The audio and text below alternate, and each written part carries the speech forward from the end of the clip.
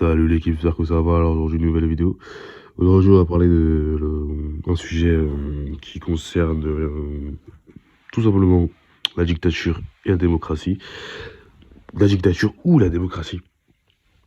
C'est très important.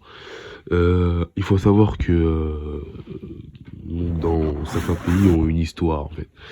Ils ont une histoire donc avec la démocratie et ils ont une histoire. Certains pays ont une histoire avec la dictature. Je prends l'exemple d'un pays comme Haïti.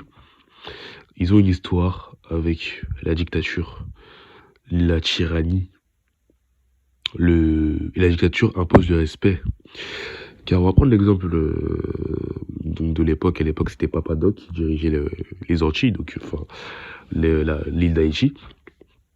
Et tout simplement, il a inspiré la terreur jusqu'à sa mort et que son fils le remplace et que le peuple se soulève contre son fils. Le peuple ne pouvait pas se soulever contre Papa Doc, s'est soulevé donc contre Baby Doc. Baby Doc, fils de Papa Doc, voilà, c'est pas compliqué. Parce que Baby Doc était plus faible que Papa Doc. Donc le peuple s'est bien évidemment soulevé et a tenté de prendre le pouvoir par des petites milices comme les tontons Macoutes. Bref, on va pas rentrer dans le détail. Tout simplement parce que le peuple a tenté de reprendre le pouvoir par rapport au fait que il en avait marre de la dictature, en fait, tout simplement. Maintenant, dans l'Haïti d'aujourd'hui, on a essayé d'instaurer un pays, enfin, on a essayé d'en faire un pays démocratique.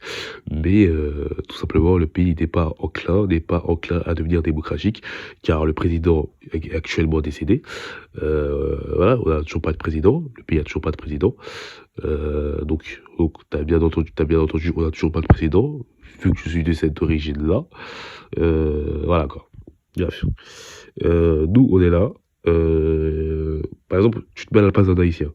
On est dans un pays où on nous impose la démocratie après une dictature. On nous impose, on nous dit que la dictature c'est mal.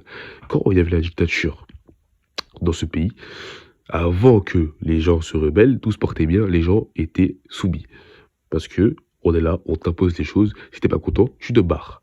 La démocratie c'est quoi? C'est des votes. Les votes, le président qui gagne, il gagne. Mais les gens ne comprennent pas, du coup le deuxième va commencer à crier au complot, à la tricherie, et ça va créer des tensions.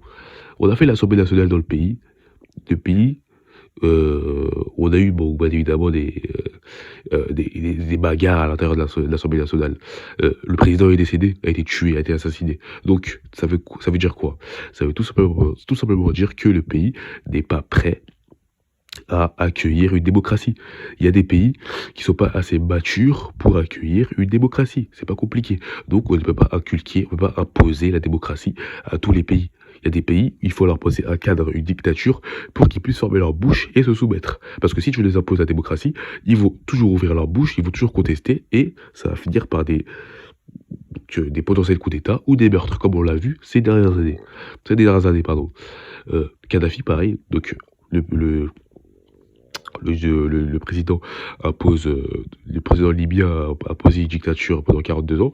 Je vous ai dit dans la vidéo sur bon, je m'en souviens plus, c'est pourquoi la liberté d'expression, quelque chose comme ça, bref, dans la vidéo sur ce que j'ai fait sur Kadhafi. Non, c'était pourquoi les États-Unis est-il le pire pays du monde? Kadhafi, tout simplement, cet individu, donc 42 ans de dictature, 42 ans de dictature, de tyrannie, entre guillemets, c'est complètement faux. Bref, donc 5 000 € pour les femmes enceintes qui tombent enceintes, d'aide, etc. Il essaie de développer l'Afrique, mais du coup, comme c'était un dictateur, cette personne était toujours mal vue. Donc les médias, bien évidemment, l'ont diabolisé quand il a desservi leurs intérêts, car tout simplement cet individu voulait à terme créer une monnaie qui allait être plus forte que le dollar et l'euro. Donc on leur a inventé une image de dictateur, et donc bien évidemment il s'en est suivi le peuple qui s'est retourné contre lui parce que maîtrisé par les informations, et il a fini par le tuer tout simplement. Donc et ce peuple, bien évidemment, donc à l'heure actuelle, c'est l'armée qui contrôle le pays. Donc il n'y a toujours pas de démocratie. Donc on l'a tué pour mettre fin à la dictature, parce que la dictature c'est mal, la dictature c'est le mal, etc. Donc ce qu'on met en avant. Et bien évidemment, donc après que ces dictateurs soient décédés, le pays est complètement à la ramasse par rapport à quand il était là. Comme quoi, ça a servi à strictement rien. Donc on va continuer avec, allez, le chat peut-être, le chat tyran, dégagé pour du pétrole, parce que lui aussi on l'a donné une image de dictateur, alors qu'il est donc je sais même pas qui contrôle le pays. Je sais pas qui contrôle le pays, c'est pareil, donc le pays se porte bien moins bien qu'à l'époque de le chat. Saddam Hussein, pareil, on l'a dégagé pour du pétrole avec une image de tyran, heu, donc mort en 2006 parce que le peuple s'est retourné contre lui, bien évidemment, je crois que c'est les Américains qui l'ont tué aussi. Pareil, parce que forcément les dictateurs, ils sont toujours mal vus à la télé parce qu'on les diabolise, on dit que oui, ils imposent les choses au peuple, mais il y a des peuples qui sont pas assez matures pour accueillir une démocratie. Quand tu passes de dictature à la démocratie, le peuple n'est pas assez mature pour accueillir, il y a des peuples qui sont pas assez matures pour accueillir une démocratie. C'est pareil avec Thomas Sankara. Thomas Sankara, il a voulu, donc je crois que c'était un pays démocratique à l'époque, la Guinée, et il a voulu aussi développer l'Afrique. Bah, c'était son bras droit qui a porté un coup d'État contre lui, un coup d'État contre lui qui a mené à sa mort. Il y a des pays qui sont pas assez structurés, qui sont trop en voie de développement pour accueillir une démocratie. Je prends l'exemple, on va revenir directement en Europe avec la France. Il y a des pays qui sont accueillants par rapport à la démocratie, qui ont connu la royauté, etc., qui ont accueilli la démocratie. Donc à l'époque, si je dis pas de bêtises, donc c'était alors on avait Charles de Gaulle, etc. À l'époque c'était Clémenceau. Bref, j'ai pas envie de dire de bêtises, mais tout simplement parce que donc tout le pays était apte à accueillir la démocratie parce que le pays avait déjà connu la royauté, donc avait déjà connu un certain cadre, on va dire, un certain cadre avec donc une dynastie. Et voilà, tout simplement. Donc à l'époque, on va prendre l'exemple des premières républiques avec René Coty, etc., Léon Blum, Maréchal Pétain, Georges Clémenceau, ce genre de choses, jusqu'au Charles de Gaulle, jusqu'à Mitterrand, Giscard d'Estaing, et maintenant on est à Macron. Voilà. Euh, c'est un pays qui a l'habitude par rapport à la démocratie, qui connaît l'institution démocrate. Tu gifles le président, tu gifles l'État, tu gifles l'institution. Tu vois? C'est pour ça que le mec a giflé le président, bah bon, ça a fait beaucoup rire certains Français, mais tu gifles l'institution, tu gifles quelqu'un de très important. Il y a un cadre, il y a un respect à avoir. C'est l'homme d'État. C'est un homme d'État, c'est malgré tout le président de la République, que on le veuille ou non, avec toutes les critiques qu'on lui profère. Euh, voilà, parce que c'est un cadre qu'on a su imposer aux Français depuis plus de 200 ans. Mais dans les pays d'Afrique ou dans les pays sous-développés, entre guillemets, moins développés que les pays européens, c'est pas le cas. Parce que ils ont connu que la dictature, la plupart du temps, ils ont connu la dictature, on leur impose la démocratie. Ils n'ont pas l'habitude. Ces pays ne sont pas assez matures pour accueillir la démocratie car ils n'en ont pas l'habitude, tout simplement. Donc, forcément, ils vont être plus aptes à défier cette démocratie, à vouloir se soulever contre cette démocratie et à vouloir faire tomber les présidents qui ont été élus démocratiquement. On va dire que c'est de la sorcellerie, c'est de la triche, etc. Mais Macron, on a beau le critiquer tant qu'on veut, il n'y a pas des personnes il y a pas Marine Le Pen qui va porter un coup d'État contre Macron. Vous voyez Marine Le Pen porter un coup d'État contre Macron pour le tuer? Non. Il y a un respect, il y a un cadre, c'est une institution.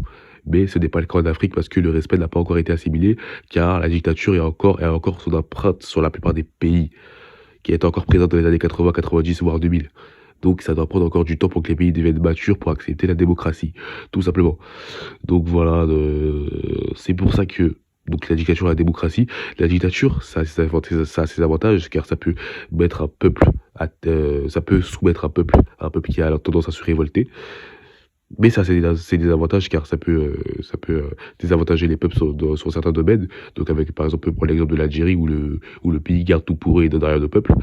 Mais ça a ses avantages car comme la Libye, comme je vous ai dit, on peut donner des choses au peuple, développer le pays. Donc avec ce que je vous ai dit, donc 5 000 € pour les femmes qui tombent enceintes, pour les aides, etc. Donc avec les routes, etc. Donc ça peut avoir ses avantages, la démocratie, malgré le fait que le président ne change pas, une fois le dictateur ne change pas, il peut aider à développer son pays.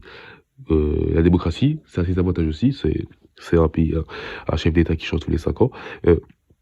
Chacun peut voter, chacun peut décider du président qu'il souhaite avoir, et cetera, même si bon, voilà, avec tout ce que l'on dit en ce moment.